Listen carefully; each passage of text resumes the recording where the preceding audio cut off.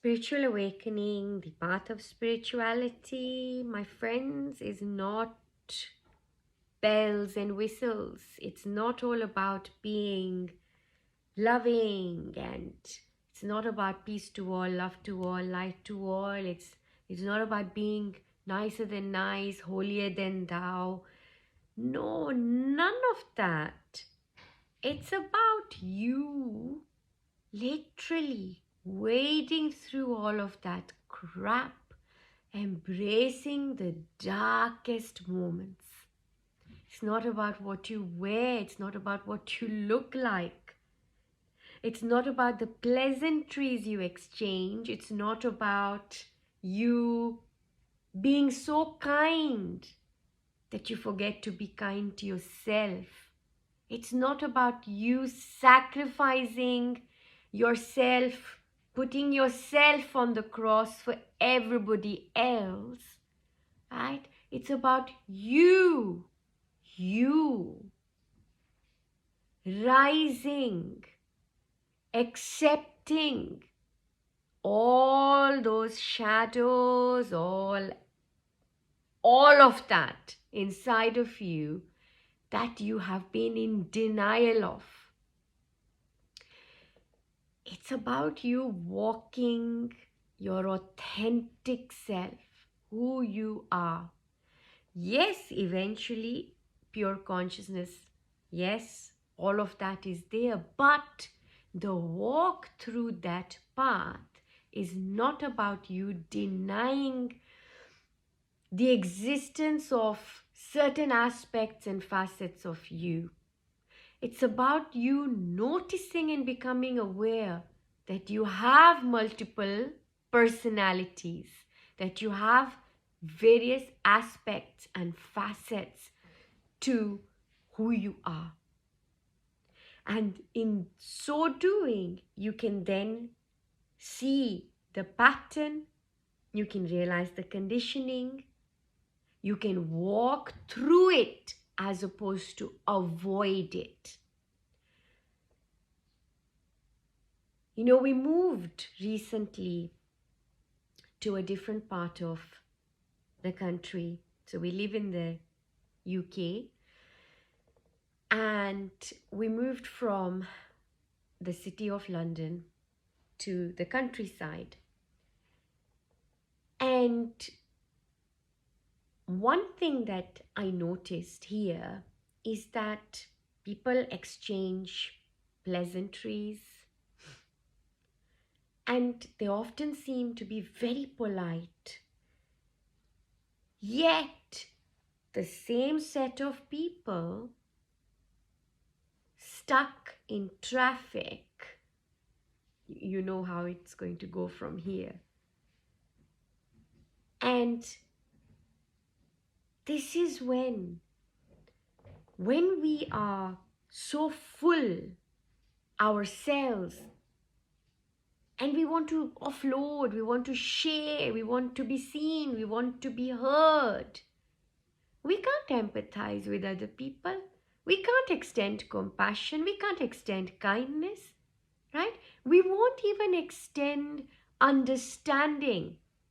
So if there's a car in front of you and there's a car that's coming towards you, and that car expects you to maybe move left or right because it wants to turn, and you might be waiting for the car in front of you to move, right? Everybody will have their own story of what's going on.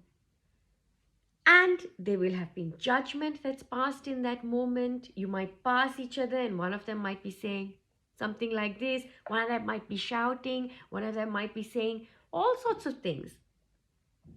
Right?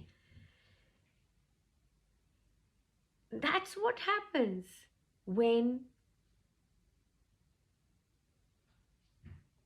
we are not in our authentic self.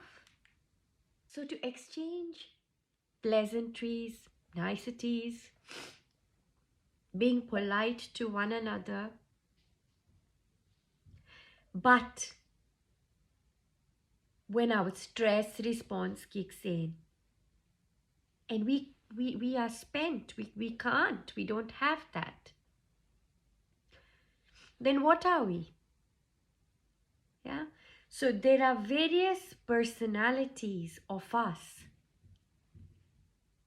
that move to the front every time we face different situations. And these personas come from our memory bank that would have said, well, this is, you know what, this is the me that needs to come out, right? This is why when people get married, for example, or you have a partner and you think, oh, she used to be so good, or he used to be like this, what happened after we got married? You know, so you suddenly realize, oh, but they're not the same person. Actually, they are, right? We are. But we have these different threads, we have these different aspects and facets to us that are always there. So spirituality is not about you expanding one aspect of you and putting everything else, you know, shut it all down to sleep. And it's not about you sugarcoating and pussyfooting around everybody and saying, oh, you know, no, I don't mean to offend you. You do, right? It's not even about offending, but you just the way it is. So spirituality is not for the faint-hearted. It's not about you going to church and lighting a candle, you going to the temple and saying namaste and sitting in an asana and doing yoga. It's none of that. Excuse me. But it is beyond all of those things. Right? It is not even about you sort of sitting and wondering how to improve yourself or how to manifest or how to do this or how to do that. No.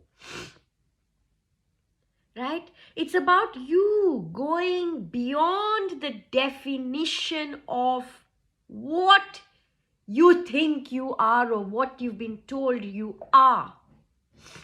Right? So we'll say, oh, you know what? I'm just like that. Or, you know what? This is just the way I like this, or this is how I am. Why do we keep reducing ourselves to this? You know, or saying, when somebody is in school, like, you know, when you tell a child,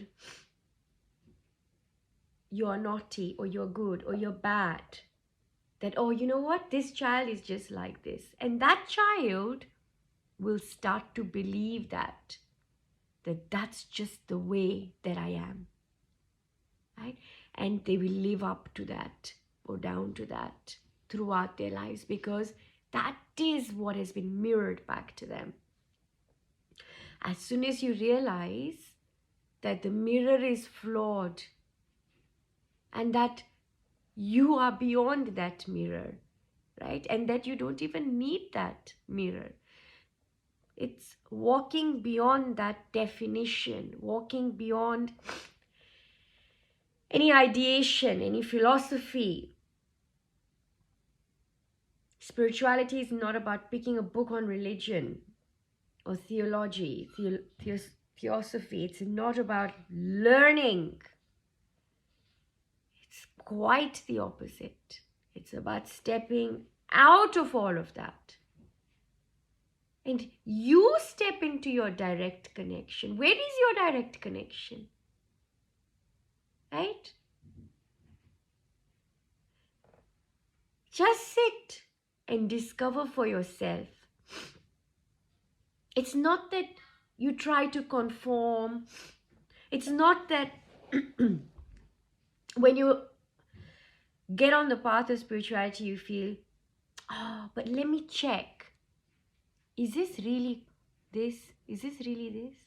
It's when we go beyond that. Yoga is not about you sitting in a posture. Yoga is not about you getting into health and fitness and using that like Pilates, or you going to the gym. Yoga is not about you getting rid of stress. Yoga is a state. To be in yoga is for you to be in union. is for you to realize your zygote. Who am I as a part of it all, and all of it part of me? It's a coming together. It's a union, right? And if we're going to look at yoga traditionally, from Patanjali, right, from what has been passed down, there were 8 limbs of yoga. Oh, they are. And the asana, which is touted as come for yoga class, and then you sit in a posture, you do your pranayama. And there are other limbs to this. Dharana, dhyana, pratyahara. We have a post about this if you're interested. But when you go through your spiritual awakening, Kundalini awakening, Bhakti Yoga, all these other different forms, you're now opening the lotus of yoga. That yoga is now on its way. It is not that you've come into a certain posture physically, but it is the stance that you've taken now. What is your stance? What is your position? That is yoga. Your spirituality or spiritual awakening is going to take you beyond what you have learned and take you beyond the need to go and look for reference. Don't look for reference. Don't look for validation. Don't look for approval. Don't look that is what I am discovering now valid. Otherwise, then there is no awakening. Then you're not really discovering. You're still pandering to the mind. You're still pandering to whatever the mind is telling you. Because it's the mind that's going to tell you, am I feeling happy? Am I feeling sad? What's happening?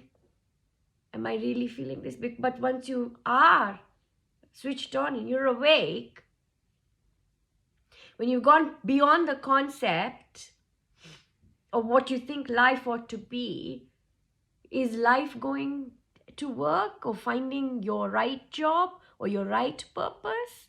Life itself is the purpose. Living itself is the purpose if we're going to have any purpose. Right? And realizing that we've been in that purpose all along is the journey. It's what the point is. So the point is not that let's find a vehicle through which to manifest. Let's find out who I am. Let's go through self-realization. Who said? Discover for yourself directly what you feel it is. You walk your own path. Walk your own path. Walk your own way. Then step out in that way. And that's the way for you.